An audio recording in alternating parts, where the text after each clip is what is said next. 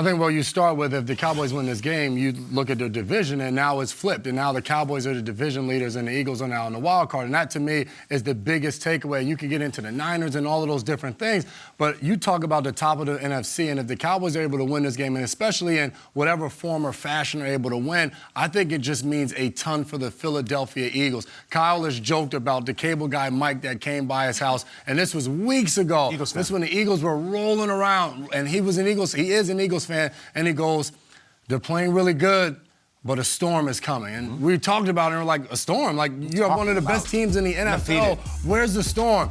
The storm hit last week, and that was the 49ers rolling into town. And you go back and you look at that first game of the Cowboys and Eagles, and if the Cowboys are able to walk away, that opportunities right in the red zone in that game, they weren't able to cap all the way to the last drive of the game. And this week has been, everybody's been down on Philly. You're talking about the DBs can't tackle. You have to go and get a linebacker and Shaq Leonard because the linebackers can't get it done. There's so much going on. Jalen Hurts is holding on to the ball for too long. They have to find a way to get the offense going. I think if the Cowboys are able to win this game at home, and with the way their offense is playing, the way that Dak Prescott is playing, they put up 40-plus points in their last, I think, 4 home games. If they're able to have that type of game against Philly, now the question mark is the storm still here? Is it going to move through? Or is this a Philly team where we've watched them win by close margin week after week, and we said, well, they're resilient, they find a way to win. Now is it like, have they been exposed? Are there some leaks within this team that now they maybe can't figure things out, which possibly opens up this number 1 seed where you bring in the Lions and the 49ers and everybody fighting when we talk about those big 4. So I think for the Cowboys, it's still going to be, all right, what are they going to do when the playoffs start? But I think for Philly, if the Cowboys wins this game, it's going to mean a lot more for them for the rest of the season. You know, last week we were talking about, like, who has the edge going into Niners versus Eagles, and it's psychological, but it's also, hey, we beat you, but it was without our quarterback. And then the Niners came in and just walked all over the Eagles, and it was like, all right, the Niners have the edge over the Eagles for now. After last week's game, going into their building and winning the way they did. I go back to 2021, not this year, not last year, 2021, Nick Sirianni's first year. Sure. Week 3, it's a Monday night game. Eagles versus Dallas. Both teams are 1-1. Yeah. And Sirianni was trying to establish himself a little bit, was trying to get himself familiar with the market a little bit. And he pulled out a tactic that might have felt a little college, but the players kind of responded to it. It was these Beat Dallas shirts that they wore all week. You remember this? This was back in 2021. Beat Dallas, and it really did feel like, all right, this is a little college, but this guy's young, he's different. Dallas whooped them that day. They beat them 41-21 on a Monday night game. They just took care of business. And Hurts wasn't bad. He had 330 yards, but he did throw the ball to their team twice, and Prescott was amazing. Prescott had 3 touchdowns, no interceptions. Dallas dominated that day. I would say since that day, it has been Philly's division. Philly went to the playoffs the next year, lost to Tampa, but they were the ascending team. And then last year, Philly had this dream season. And all year this year, Philly's been the team in the NFC East and beat the Cowboys. What's at stake? If the Cowboys win this weekend, and I don't know if the Eagles are in second. You might know the tiebreaker is better because they'll have the same record and they'd split. Yeah. And we still have a whole season left in the so it's going to be all about who you beat, and matchups and all that stuff. Psychological edge. If the Cowboys, who have been playing red hot, can beat the Eagles in their building, I think it'll be the first time that they've had real control of this division since that game 2 years ago. Even if the Cowboys had a better record, the Eagles are now the team in the perch. If the Cowboys win, it's like, no. We've got the edge right now going. And I think that's huge psychologically because I think these two teams might play again in the playoffs. Where are those Beat Dallas t-shirts? Right. Kind of reminds me of when the Texans wore those varsity jackets. Letterman Oh jackets. my God, I forgot about that. Connor Barwin and Sean Cody and Brian Cushing. Yep. Foxborough. Patriots whoop their butts not too. Good. Yeah. Brian Cushing had one of the jackets Cush. busting on him. Yeah. All right, if the Cowboys win, so I have both scenarios here. Here are the stories in order if the Cowboys win. Number 1, the number 1 story is going to be Philly losing because instead of the Cowboys winning, because if it bleeds, it leads, and Philly's suffering, and everyone's. That's going to be the number 1 story. Okay. The number 2 story if the Cowboys win is going to be they'll still get crushed by San Francisco. Who cares? That's the number 2 story. The number 3 story is going to be whatever David Carr tweets about it, which is hopefully like a thinking face emoji because the Eagles just lost and now maybe they should make a quarterback switch. I'll on the other side. All right.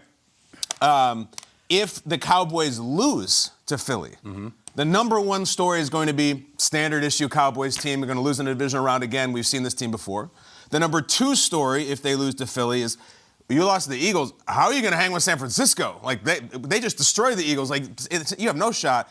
And number 3 story is probably going to be David Carr. So that's like he's inexorably attached to that. I'm actually worried that David Carr, like if the Eagles do win this whole thing, that like Jason Kelce is going to be in the Mummers outfit on the steps screaming out about David Carr like he did for Mike Lombardi last time. Like he might do it. And I don't want to see David Carr get done like that. But I honestly think that Dallas should win this game. Like, I feel like on it's... paper. I do. Like, I think that they're home. I think they're hotter. I think they're healthier. No one is less afraid of any team than Dak Prescott is of the Eagles. Like, even this year when they lost, like, Dak was very good. Yeah. He almost always plays great against them. And I think it's a bigger game for the Eagles than it is for Dallas. Like, the Eagles lose this game, it's, oh, my God, the sky is falling. I mean, Colleen, you can speak to this. We're terrified. We're miserable. We're exposed. We're fugazi. We are last year's Vikings team. I've seen them get compared to the Vikings from last year. All these close wins in the playoffs. We're like, we never just kind of had it. I think it's a bigger game for Philly than it is for Dallas. If Dallas loses, they're like, all right, well, we'll get them back. And we didn't really think we were going to get the 1 seed. We'll be in the playoffs and we'll try again. I think it's huge for Philly, and I think Dallas should win.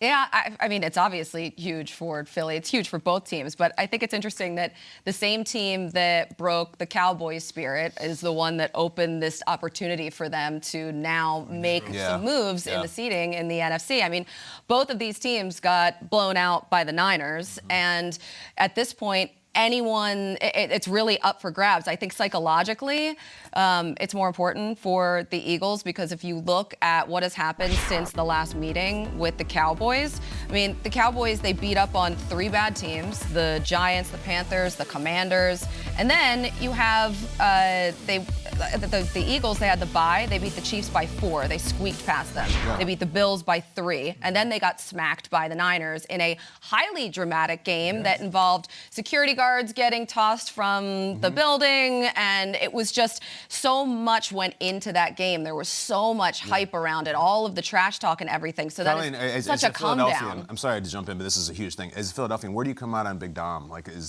that? I've known Big Dom since 2008. Is that right? Yeah. Tell us about it. So Big Dom is the biggest teddy bear, and he is such a huge part of that organization, such a huge part of everyone who has come in and out of that building. It's like he is a coach. And that's kind of, I think, where some of like the gray areas happened with him being on the sideline and that close, because he's just been so close to everyone in that organization for so long and such a big role. Because I've also known Dom, and they're like, oh, I know Dom too.